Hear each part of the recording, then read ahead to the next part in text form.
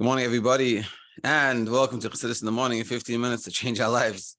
This Shiur and this whole week's Shiur is sponsored by Yosef and Yom Eisenberg, Gul Nishmas for Yosef's uncle, Craig Chaim Al Shalom ben Shimon Yisrael Halevi Sheyichya.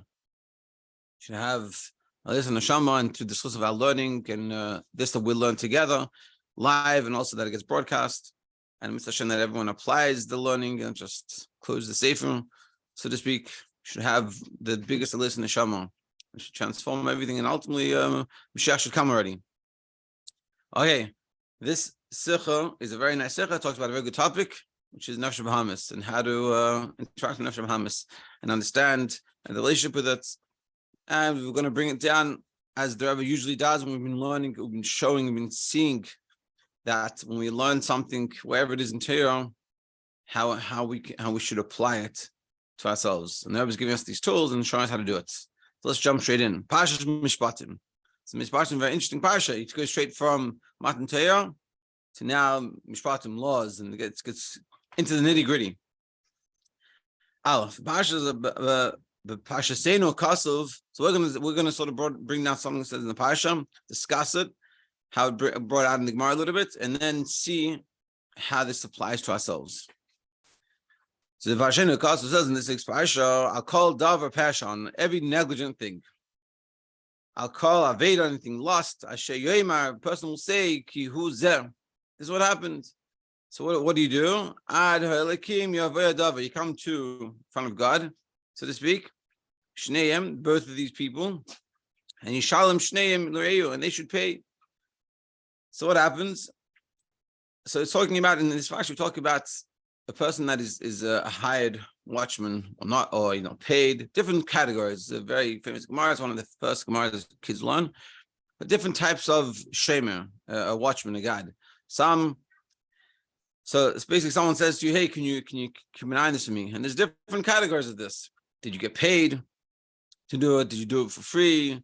How did it get stolen? Did it get lost? What happens? And what happens in the discussion that we're talking about now, what happens if the guy, meaning the person that is meant to be watching it, he ganavs it. He takes it himself and he gets caught.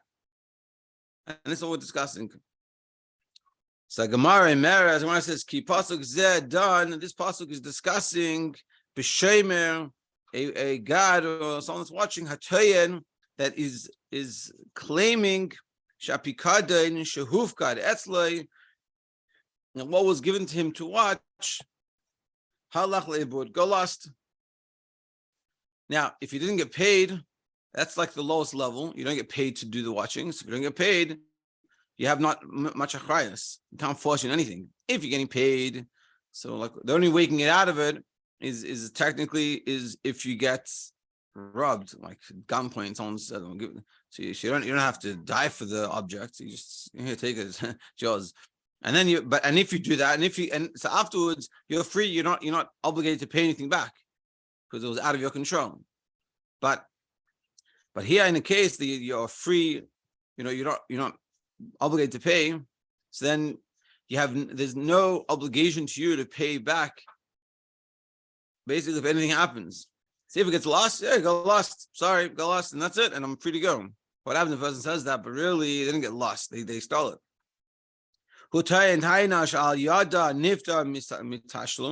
A person uses this claim that it got lost, which exempts them from having to pay. So Reuven will say, they have Reuven and Shimon. And Reuven says, Shimon, can you keep an eye on this for me? I'm going for a week, and can you keep an eye on it? So he says, yeah, sure. A week later, he comes back and he says, "Hey, where's my candlesticks?" Says Shimon's like, "Oh, they got lost. I don't know where they are." That's it. Nothing can be done. And this is talking about, of course, a free watchman. He has to. If you're not a paid watchman, if you say it got stolen or you lost it, and then you're free to go. Whereas when it comes to a person that's paid, he has to, the only way he can get out of it is by saying he was forced. Meaning, being that he's getting paid, being that Shimon is getting paid now, Reuven is paying Shimon this time. So then Shimon can't just say got lost. I paid you to take care of it. What do you mean got lost? That's not an argument. If Mamel, I didn't pay you, so whatever, but I paid you. So what do you mean got lost? You owe it to me. You have to pay it back. But if he comes and he says, you don't understand, these guys came with guns, and then they said, give it to me, we're gonna kill you. So I don't have to die for this. And they said, fine, you know what, you're right. It's not, and Torah says you're fine, you don't have to pay. But Nishba Leah needs to swear on this. What happened in the end? His barer, Shepasha, Bepikadain, Umal, B'Shavua. In the end, he was negligent, he did the wrong thing, it wasn't the way he said it, and he swore falsely. Halacha here, what's the halacha? Like it says in the pasuk, you go to Hashem, Shneim, Yishalim Shnayim L'Reya. They have to pay double. So basically, if you're a watchman and you were negligent, you did the wrong thing, you were in the wrong, and you get caught, you have to pay, not just pay back what got taken. Let's say it was $100. Not just pay back $100, you have to pay back a double for being negligent and doing the wrong thing. So $200. And this is what it says, and bring it up in this pasuk in this parsha. This idea, and this idea is at length in the Gemara. That's the parsha. That's what it means. So rabbis already said many times. They're called in Yanam. Everything that's in Nigla or everything that's in the halach and the revealed parts of Torah. Yeshnam gam b'chinas ruchnius. Also has a spirituality to it. But I'm really on the contrary. Mishum shehu kayamim beruchnius Mishpatim heim b'nigla. Because that's how they are spiritually. That's how it comes out physically. Meaning spiritually, it's this way, and therefore in the Gemara it comes out this way. That when a person is a watchman, different scenarios, but was negligent and did the wrong thing, they have to pay not just the principal, what was lost or taken, but they have to add to it. Now, some we have to understand this is what it means spiritually. So, also these type of halachas are being negligent, shlichus yad, or someone taking it themselves, me'ila b'shavua upsak hadin, and it helps with a swearing. Meaning, if you go and you say to the court, say, "Listen, I swear I didn't do anything. I swear," that would let you free. But what happens if you did it wrong? If you come to Hashem, and they will come, and like we said in Pasuk, they'll caught out to being false. They have to pay not just the principal, but double. This also exists spiritually. So now we're going to start today, and throughout the week, we're going to learn what does this whole idea mean spiritually. What does it mean that I'm a pikadim, I'm a bara, I'm a lender? What is being borrowed? What is being lent spiritually? And what does it mean I don't do a good job? How does it all work? Let's see. So Kvod Kedushas Admar Baal Tzemach Tzedek, Yishvas the Edom Farish. The Tzemach Tzedek explains like this. But Maimer, he has a Maimer, and he talks about this pasuk. Yes, a pasuk. I'll call it a Pershim Gamer. This pasuk, V'chinas Aveda Ruch Nishal Nefesh Adam. Tzemach Tzedek explains this idea of this pasuk. What does it mean in terms of Avodas Hashem? So the Rebbe says, Nach Se Eifer Al Chelek Min HaMaimer. We're going to go over this Maimer.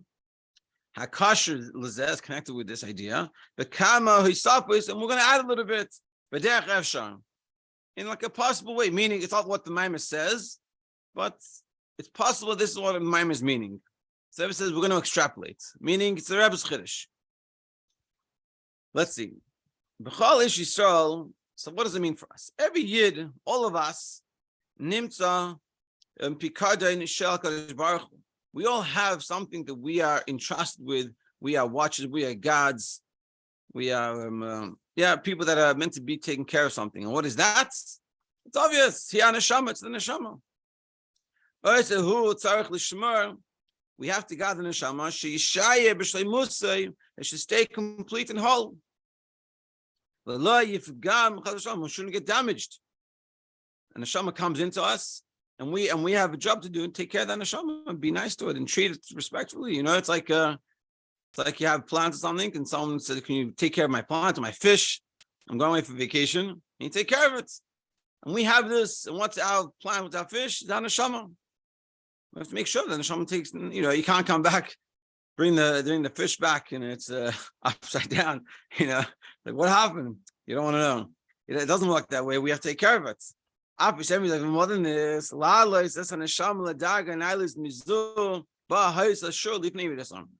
not just we have to take care of it.